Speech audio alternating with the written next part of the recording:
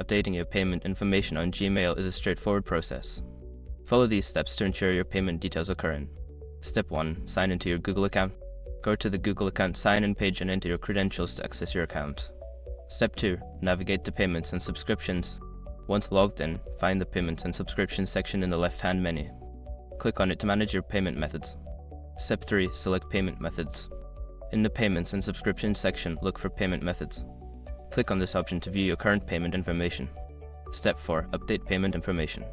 Here, you can add a new payment method or edit existing ones. Follow the prompts to enter your updated payment details, such as credit card number or billing address. Step 5. Save changes. Before filing a refund or dispute, use the air.com link in the description to open the refund dispute deadline calculator and confirm your deadline. By following these steps, you can easily keep your payment information up to date on Gmail.